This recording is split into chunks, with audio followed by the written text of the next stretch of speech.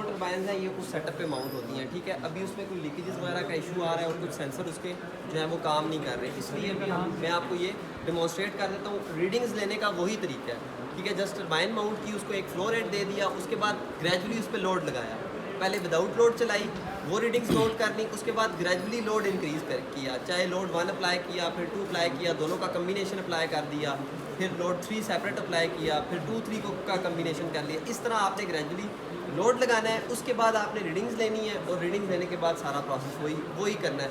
फार्मूले से आउटपुट निकालनी है, आउटपुट के बाद एफिशिएंसी निकालनी है, इनपुट पावर निकालनी है, ये सारी चीज़ें आपने करनी है। अब जस्ट टर्बाइन्स में डिफरेंस देख लें। ये जो है हमारे पास, ये जो टर्बाइन है, इसको पूरी को बोलते हैं सेटअप को पेल्टन व्हील, पेल्टन टर्बाइन, ठीक है।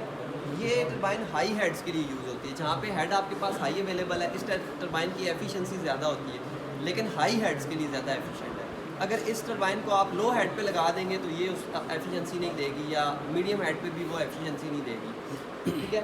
अच्छा, इस टर्बाइन में ये जो आपको ये रोटेटिंग डिवाइस नज़र आ रही है, इसको कहते हैं, ये इसका रनर व्हील है, ठीक है। ये साइडों पे बकेट्स हैं और सेंटर में इसका रनर है, रनर के साथ बकेट्स अटैच है, ठीक है। अब एक बकेट का डिज़ाइन क्या है और रनर के ऊपर कितनी बकेट्स लगाते हैं। अब जो बकेट है आपके पास वो है सेमी कप टाइप, ठीक है। इस तरह की बकेट्स है, 2 बकेट्स को ऐसे आपने जोड़ दिया, सेंटर में आपका नाइफ एज है। तो होता क्या है, जब आपका जेट जो है वो यहाँ से आ रहा है, ठीक है, वहाँ पे गाइड वेन्स थी जो कंट्रोल कर रही थी आपको के फ्लो को, और यहाँ पे हमारे पास इसको कहते हैं स्पेयर नोज़ल, ठीक है, इसको नोज़ल कहते हैं। ये नोज़ल होती है जो आगे सेंटर में ऑपरेट हो रही होती है, जिसकी वजह से आप इसके फ़्लो को कंट्रोल करते हैं, फ़्लो को, आउटपुट को, एफिशिएंसी को, इन सारी चीज़ों को इस नोज़ल की मदद से कंट्रोल कर रहे होते हैं। अच्छा, होता क्या है, नोज़ल से जेट निकला, जेट ने आके आगे बकेट पे स्ट्राइक किया। अब जेट जब आके स्ट्राइक करेगा तो बिल्कुल दोनों बकेट्स का जहाँ जॉइंट है ना, वहाँ पे स्ट्राइक करेगा, उसको हम बोलते हैं नाइफ एज। नाइफ एज पे जब हिट करेगा तो आगे जेट ने जाके इस तरह दोनों बराबर हिस्सों में यूँ तकसीम हो गए, ठीक है। एक जेट का हिस्सा यूँ निकलेगा और एक यूँ निकलेगा। अच्छा, वो टर्बाइन जो थी वो रेडियली इनवर्ड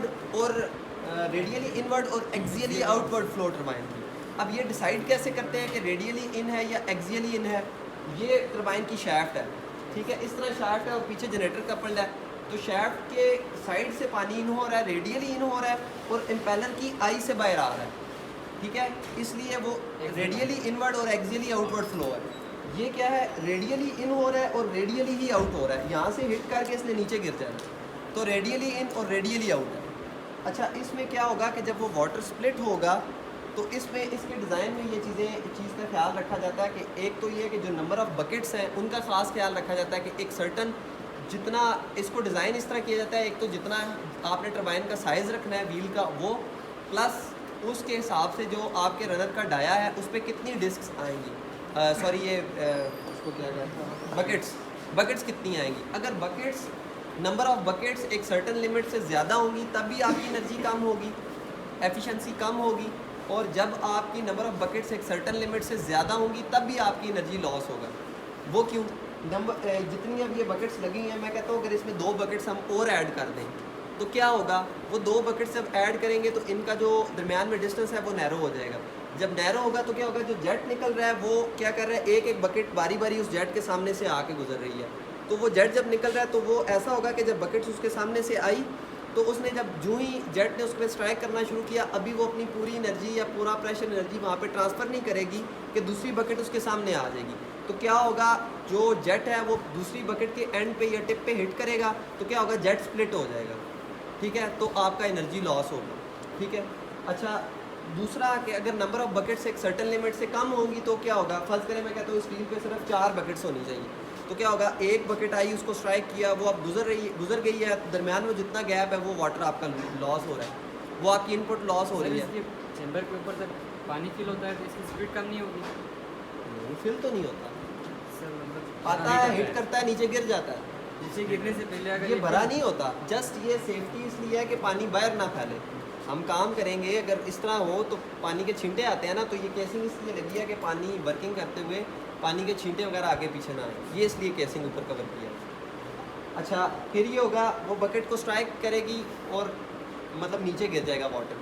तो नंबर ऑफ़ बकेट्स जो है ना, ये बड़ी इंपॉर्टेंट है, और ये तो एक बड़ा छोटा सा मैकेनिज्म है। यहाँ एक सेटअप की कमी है, वो इसमें लगा नहीं हुआ, वो है कि ब्रेकिंग मैकेनिज्म जो होता है। अब जैसे आपने टरबाइन एक दफ़ा रोटेट करवा ली, ये तो बहुत एक छोटा साइज़ है। जो टरबाइंस होती हैं वो बहुत बड़े साइज़ की टरबाइन होती हैं। इसकी एक एक बकेट का वज़न टन्स में होता है, एक एक बकेट का वज़न टन्स में होता है। तो जब इतने बड़े एक मैस को आपने स्टार्टिंग में रोटेशन दे दी, उसका मोमेंटम क्रिएट हो गया, एक इनर्शिया जनरेट हो गया, तो इन केस ड्यूरिंग ऑपरेशन कोई बेरिंग टूट गया, कोई डैमेज हो गया, आपने टरबाइन को एमरजेंसी स्टॉप करवाना है, तो कैसे करवाएंगे?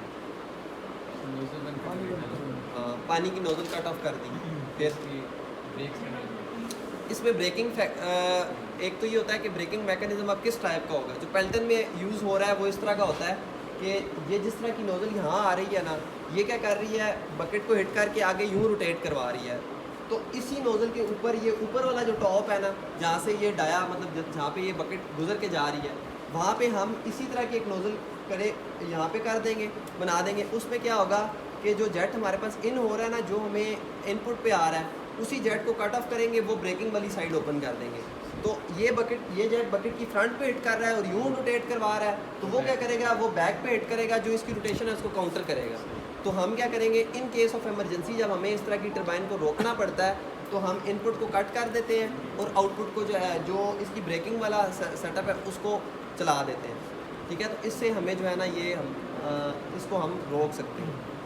ठीक है, और इसमें गवर्निंग मैकेनिज्म इसको कंट्रोल कर रहा होता है, जो जिससे हम इसकी मूवमेंट से, स्पेयर की मूवमेंट से हम इसको कंट्रोल कर देते हैं फ्लो रेट में। क्यों हासिल क्या किया? मोबाइल देख रहे हैं? कुछ नहीं सर, वैसे ही लगा छोड़ा यार इधर देख लो, आप लोगों के लिए है, मुझे तो पता है। अच्छा, इसमें मैं आपको स्पेयर की ज़रा एक दफ़ा दिखा देता हूँ कि इसको आप नोट करें। ये देखें, ये इसके अंदर ये केसिंग है, ये स्पेयर नहीं है, स्पेयर इसके अंदर है। ये देखें, टिप है आगे फ्रंट से और पीछे ग्रेजुअली बढ़ रहा है। केसिंग के अंदर उसका जो है ना मूवमेंट होती है आगे पीछे। ठीक है, हमने क्या करना है, वो ग्रेजुअली जो बढ़ रहा है एरिया, जब हमने फ्लो को बढ़ाना होता है, स्पीयर को बिल्कुल पीछे पोजीशन पे ले जाते हैं। आपकी इनलेट जो है वो बिल्कुल खाली होगी, तो क्या हुआ, उससे आपका फ्लो रेट जो है वो बढ़ गया। जब दोबारा हमने उसको कम करना है अपने आरपीएम्स को, तो हम स्पेयर की पोजीशन को आगे ले आएंगे।